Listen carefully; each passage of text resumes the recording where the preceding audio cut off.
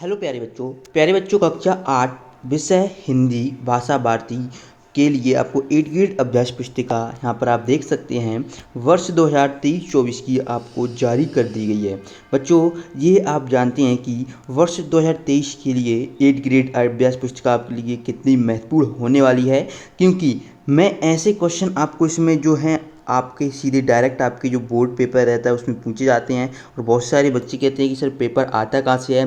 तो इसलिए आज की इस वीडियो में हम आपको इस वीडियो के माध्यम से संपूर्ण जो आपके चैप्टर्स हैं उनको सॉल्यूशन प्रोवाइड कराएंगे, लेकिन सीरियल वाई क्रम तरीके से बताएंगे। पहले आपको वर्दे इस वीडियो में आज आपका कंप्लीट सॉल्यूशन रहेगा और मैं इसमें से बताऊंगा कि आपको बोर्ड परीक्षा में कौन सा पिछले साल पूछा गया था। आप अगर उसको ही कर लेते हो तो इस साल भी आप 2023 में यदि आप पढ़ रहे हो बच्चों तो आप अच्छे नंबर जरूर ले आओगे।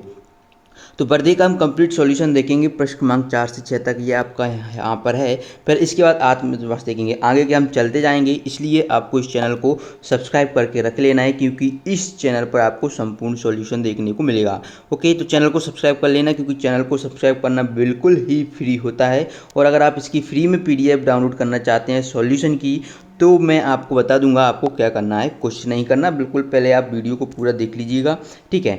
तो ये चैप्टर्स हैं, यहाँ पर 22 टोटल हमारे चैप्टर्स हैं, जिसमें से हम आज 24 चैप्टर हैं, यहाँ पर आपको देखना पड़ेगा, ठीक है। हम 24 ही कंप्लीट करेंगे, लेकिन धीरे धीरे करेंगे सबसे पहले। ओके, चलिए, तो यहाँ पर पार्ट 1 है वर्दे। तो वर्दे हम स्टार्ट करते हैं। तो इस वर्दे से कौन कौन से क्वेश्चंस आपसे पूछे गए हैं, तो यहाँ पर आप पहला देखेंगे। अगर वीडियो क्वालिटी सही नहीं आ रही हो तो आप यहाँ पर 3 डॉट पर जाकर वीडियो क्वालिटी को बढ़ा लीजिएगा, क्योंकि ये 780 या 1020 में मैं डालूंगा। अगर आपके पास नेट अच्छा है तो आप वीडियो क्वालिटी को इम्प्रूव कर सकते हो। ठीक है बच्चों, अब देखिए प्रश्न 1, वर्दे बीरा वार्दी वर्दे पंक्ति में कौन सा अलंकार है। ओके, तो जो वर्दे बीड़ा वादनी वर्दे, ये आपकी वर्दे कविता में एक पंक्ति है, उसमें से आपको अलंकार बताना है। तो यहाँ पर आपका उपमा अलंकार ऑप्शन ए बिल्कुल सही होगा। तो पहले प्रश्न का उत्तर आपको ये करना है।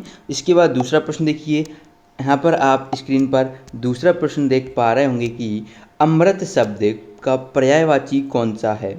ओके, तो यहाँ पर आपका ऑप्शन सी, अमृत का क्या हो जाएगा, अमे। ऑप्शन सी आपको बच्चों दिख रहा है, तो ये आपका हो जाएगा प्रश्न क्रमांक 2 का कंप्लीट उत्तर। इसके बाद देखिए प्रश्न क्रमांक 3, बीड़ा वादनी किसे कहते हैं। ऑप्शन ए है लक्ष्मी जी को, दुर्गा जी को, पार्वती जी को, या फिर सरस्वती जी को। तो बीड़ा वादनी हम यहाँ पर सरस्वती जी को कहते हैं। तो प्रश्न 3 का आप कंप्लीट, यहाँ पर सही उत्तर आपका रहेगा ऑप्शन डी, ये वाला। ओके, सरस्वती जी। इसके बाद देखिए प्रश्न 4, ठीक है। यहाँ से मैं जो आपके प्रश्न पूछे गए हैं वो भी बताऊंगा, और कौन कौन से इस साल आने वाले हैं इंपॉर्टेंट है वो भी आपको पढ़ लेना है, क्योंकि वही क्वेश्चन आपके एग्जाम में डायरेक्ट आते हैं। मुझे पता है, मैंने आपके 2 साल एनालिसिस किए हैं और आपको बहुत सारे क्वेश्चन पेपर में प्रोवाइड कराता भी हूँ। चलिए, इसके बाद देखते हैं कवि किसे जगमग करने को कह रहे हैं। तो कवि, अगर आप चैप्टर को पढ़ेंगे तो कवि किसको, संसार को कह रहे हैं जगमग। जगमग जले, है ना, तो कौन जले, संसार, जगमग जगमग। चलिए, तो आप प्रश्न 4, ये ऑब्जेक्टिव्स हैं। आपको पता है कि आपके बोर्ड पेपर में ऑब्जेक्टिव 10 नंबर के आते हैं। इससे पहले आपका त्रैमासिक पेपर होगा। त्रैमासिक अगर होता है तो अच्छी बात है, अगर हाफ ईयरली पेपर होगा तो वो भी आपको यहाँ पर इस चैनल पर प्रोवाइड कराया जाएगा। कैसे क्वेश्चन बनेंगे वो हम आपको एक मॉडल क्वेश्चन पेपर प्रोवाइड कराएंगे, साथ ही साथ उसका आंसर भी आपको मिल जाएगा। ठीक है बच्चों, ये आपको यहाँ से ऑब्जेक्टिव कंप्लीट होते हैं। इसके बाद पहला प्रश्न देखिए, अति लघु उत्तरीय प्रश्न में आपको पता है कि आपको 3 पर 3 रंग के क्वेश्चन पूछे जाते हैं। ओके, तो चलिए यहाँ पर प्रश्न 5 देखिए, कवि स्वतंत्रता का मंत्र कहाँ भरने की बात कह रहा है। ओके, अगर आप चाहें तो इसे प्रश्न क्रमांक 1 पंक्ति 1 से इसका उत्तर लिख सकती हैं, एच जो आपकी 803 है।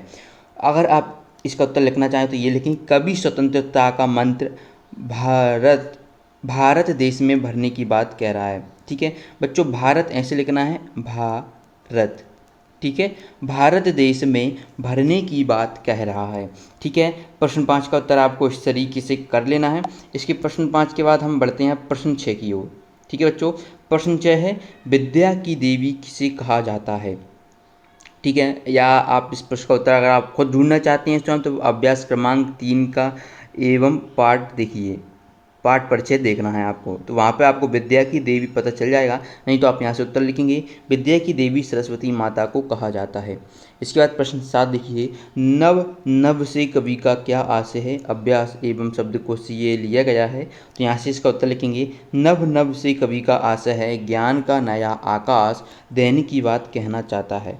ओके, ज्ञान का नया आकाश देने की बात कहना चाहता है। ये प्रश्न क्रमांक 7 का यहाँ पर उत्तर होता है। इसके बाद देखिए प्रश्न 8, वर्दी कविता में बीड़ावादनी किसे कहा गया है। यहाँ पर प्रश्न क्रमांक आपका 1 है, पाठ का जो परिचय है उससे यहाँ पर आप इसका उत्तर हमने लिया है, चाहे तो आप भी चेक कर सकते हो। तो वर्दे बीड़ावादनी में बीड़ावादनी किसे कहा गया है, तो सरस्वती माँ को कहा गया है। अब बच्चों सरस्वती कैसे लिखना है, ये यहाँ पर आपको लिखा गया है सरस्वती। ओके, सरस्वती माँ को कहा गया है। इस तरीके से आप प्रश्न 8 तक कंप्लीट उत्तर करोगे। इसके बाद देखिए प्रश्न 9 आपको यहाँ पर देखने को मिल रहा है, यहाँ पर है लघुत्तरी प्रश्न।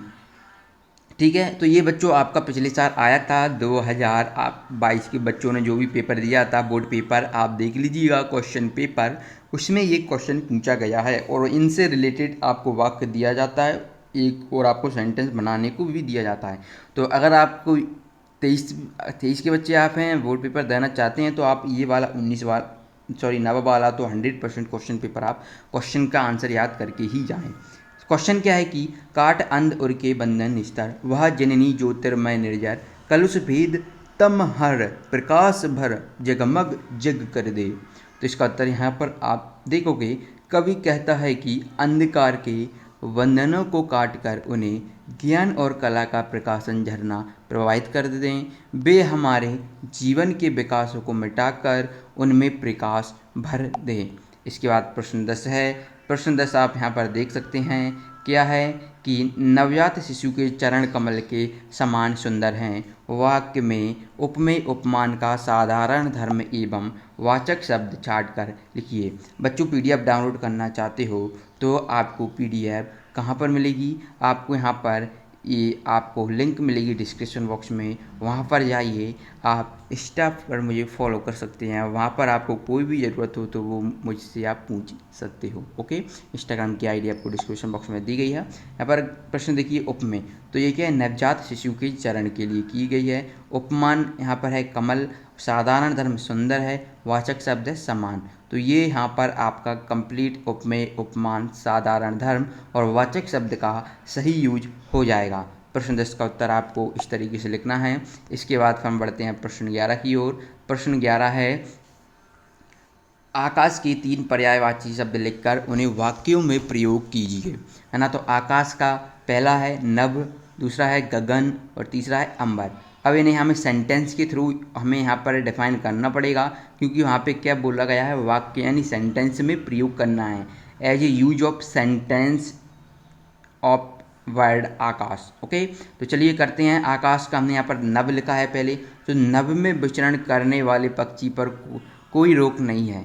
नभ यानी कि आकाश में जो विचरण, यानी कि विचरण क्या, आवागमन करते हैं, यानी उड़ते हैं जैसे पक्षी हैं, तो उन पर कोई रोक नहीं रख सकता, वो अपने मन के मर्जी होते हैं, वह जहाँ चाहे वहाँ घूम सकते हैं, जहाँ चाहे वह वहाँ जा सकते हैं, इसलिए उन पर कोई रोक नहीं है। दूसरा है गगन, अमेरिका में बहुत सारे गगनचुंबी इमारतें हैं, आप देख सकते हैं, यूएसए यूनाइटेड स्टेट अमेरिका, है ना, यूएसए, वहाँ पर बहुत सारी ऊंची ऊंची इमारतें हैं। अगर ये अंबर है आपका, यहाँ गगन है या अंबर है, तो इतनी ऊंची ऊंची इमारत हैं, जैसे आप देख सकते हो सऊदी अरब में आपकी बुर्ज खलीफा आप देख सकते हो, तो कितनी बड़ी बड़ी हैं, इसलिए गगनचुंबी इमारतें हैं।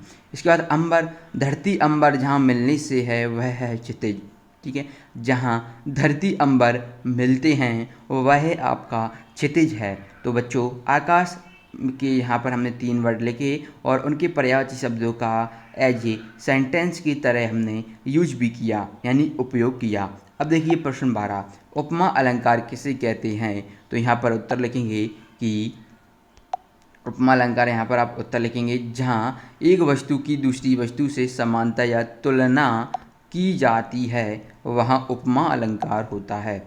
तो इस तरीके से 12 का उत्तर करेंगे। अब देखिए प्रश्न 13, प्रश्न 13 क्या है, यहाँ पर आप देखेंगे आप माँ सरस्वती से अपने राष्ट्र के लिए वरदान में क्या मांगना चाहते हैं। तो ये वर्ष 2023 के जो भी बच्चे दे रहे हैं इस क्वेश्चन को याद कर लें। क्वेश्चन नंबर 13 और एक क्वेश्चन नंबर 9, अगर आप इस चैप्टर में से ये 2 क्वेश्चन भी पढ़ लेते हो तो आप अच्छा कर पाओगे। और सभी तो आपको करना ही पड़ेगा क्योंकि आपको 8 ग्रेड अभ्यास पुस्तिका आपको चेक भी करवानी होती है।